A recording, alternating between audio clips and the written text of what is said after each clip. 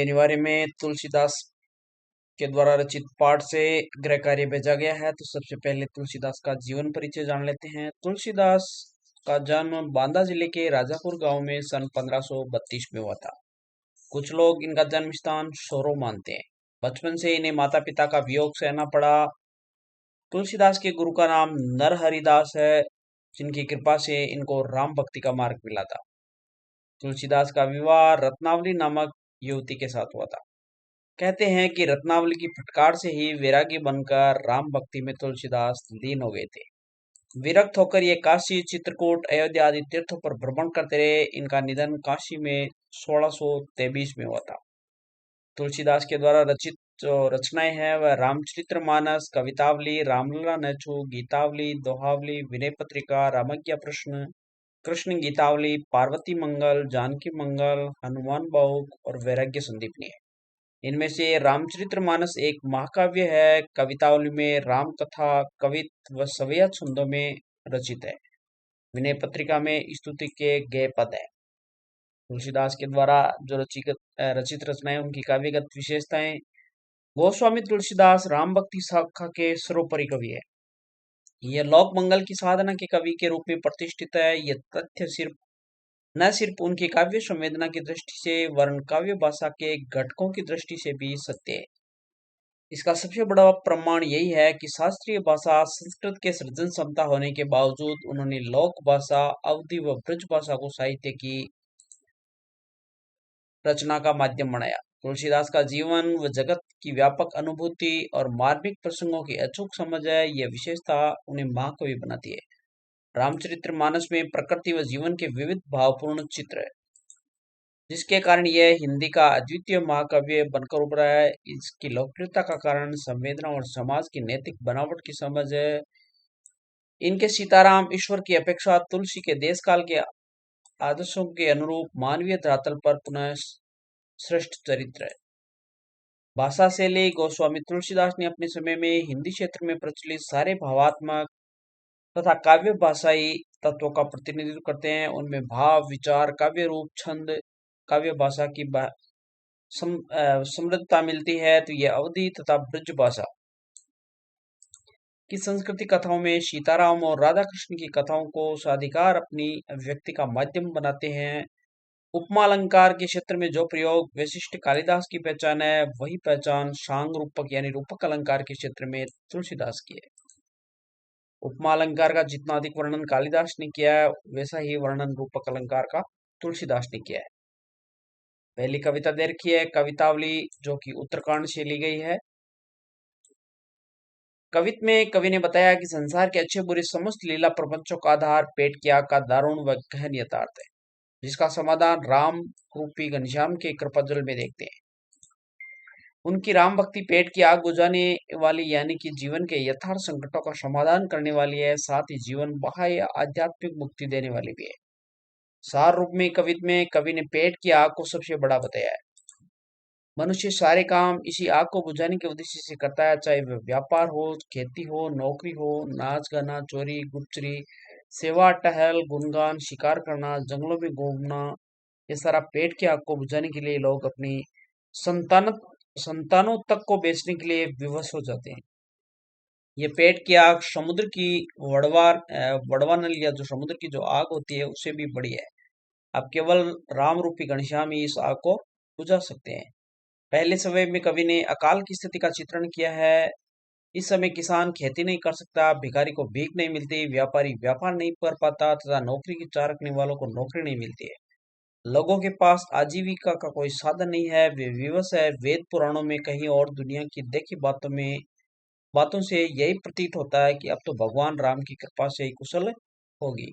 वह राम से प्रार्थना करते हैं कि अब आप ही इस दरिद्रता रूपी रावण, दरिद्रता पर रावण का आरोप किया गया है, दरिद्रता रूपी रावण का विनाश कर सकते हैं।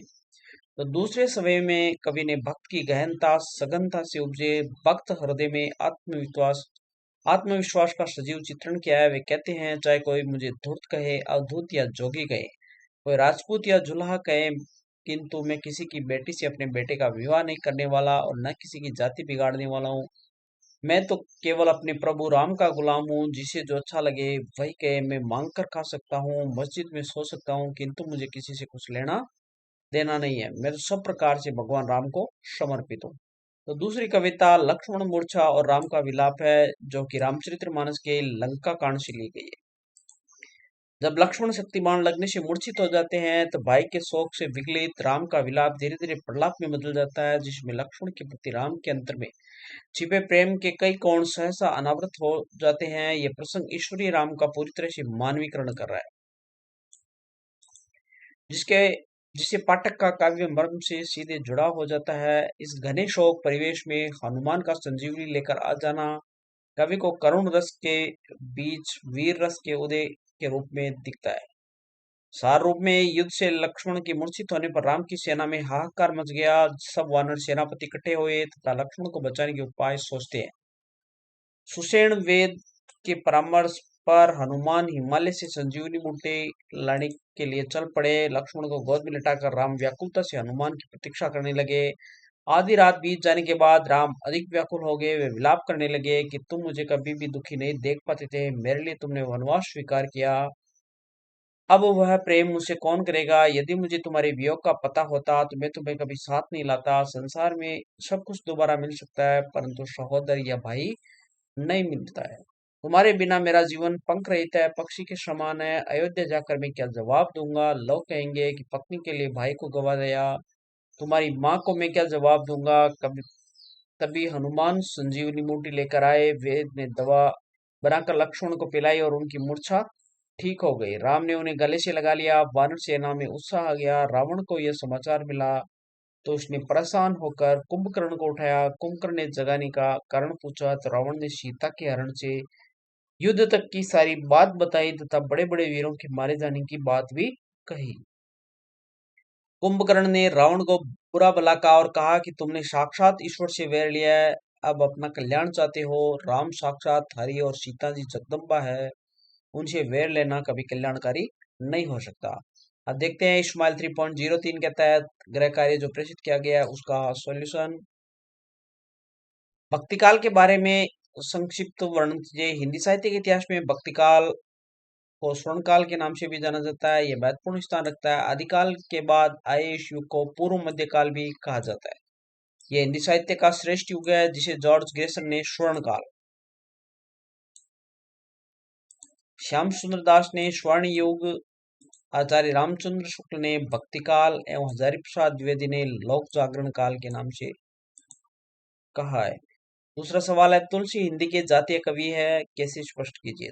तुलसीदास इस अर्थ में हिंदी के जातीय कवि है कि वे अपने समय के हिंदी क्षेत्र में प्रचलित सारे भावात्मक व काव्य भाषाई तत्वों का प्रतिनिधित्व वे करते हैं। इस संदर्भ में भाव, विचार, काव्य रूप और छंद, काव्य भाषा की जो बहुल समृद्धि उनमें दिखती है वह अद्वितीय है। इसी कारण उन्हें हिंदी का जातीय कवि कहा जाता है। कवि के अनुसार पेट की आग किस प्रकार के कृपा जल से बुझाई जा सकती है। तो जब पेट में आग जलती है तो उसे बुझाने के लिए व्यक्ति हर तरह का उल्टा अथवा बुरा कार्य करता है, किंतु यदि वह ईश्वर का नाम जप ले तो उसकी अग्नि का शमन हो सकता है, क्योंकि ईश्वर की कृपा से सब कुछ प्राप्त होता है, प्राप्त कर सकता है। पेट की आग का दारुण व गहन यथार्थ है, जिसका समाधान वे राम रूपी घनश्याम के कृपा जल में देखते हैं। तीसरा सवाल दे रखा है, प्रस्तुत पाठ रामचरितमानस के कौन से कांड से लिया गया है। तो रामचरितमानस के लंका कांड से लिया गया है। निम्न में से किन्हीं दो को परिभाषित करना है। तो कवित्त, दोहा, सवैया, सोटा और चौपाई दे रखी है। तो कवित्त ये एक वार्णिक छंद है, इसे मनहरण के नाम से भी जाना जाता है। कवित्त के प्रत्येक चरण में 31 वर्ण होते हैं। प्रत्येक चरण में 16वें और 15वें वर्ण पर यति रहती है। प्रत्येक चरण का अंतिम वर्ण गुरु यानी बड़ा होता है। अगला है सवैया। चूंकि सवैया एक वार्णिक छंद है, इसलिए सवैया छंद के कई भेद है। ये भेद गणों के संयोजन के आधार पर बनते हैं। इनमें सबसे प्रसिद्ध मतगेंद सवैया है, जिसे मालती सवैया के नाम से भी जाना जाता है। सवैया के प्रत्येक चरण में 22 से 26 वर्ण होते हैं। प्रस्तुत तुलसी का सवैया कई भेदों को मिलाकर बनता है। दोहा, दोहा अर्धसम मात्रिक छंद है। इसके सम चरणों दूसरे और चौथे चरण में 11-11 मात्राएं होती है और विषम चरणों तीसरे और चौथे चरण में 13-13 मात्राएं होती है। इसके साथ अंत में लघु वर्ण होता है। अगला है सोरठा। दोहे के को उल्टा कर देने से सोरठा बन जाता है। इसमें सम चरणों दूसरे और चौथे चरण में 13-13 मात्राएं होती है तथा विषम चरणों में 11-11 मात्राएं होती है। परंतु दोहे के विपरीत सम चरणों दूसरे और चौथे चरण में अंत्यानुप्रास या तुक नहीं रहती है। विषम चरणों पहले और तीसरे में तुक रहती है। और अंतिम है चौपाई। चौपाई जो कि सममात्रिक छंद है। ये 4 पंक्तियों का होता है। इसकी प्रत्येक पंक्ति में 16-16 मात्राएं होती है। 40 चौपाइयों वाली रचना को चालीसा कहा जाता है। यह एक लोक प्रसिद्ध है। तो इस प्रकार अपन ने स्माइल 3.03 के तहत जो कि 5 सवाल भेजे गए थे उनका हल भी इस वीडियो में देखा और इसमें जो कविता है तो उनका सार रूप भी अपने आपने देखा। उम्मीद करता हूँ ये वीडियो आपको अच्छा लगा होगा। अगर वीडियो अच्छा लगे तो लाइक शेयर और सब्सक्राइब जरूर करें। Thank you.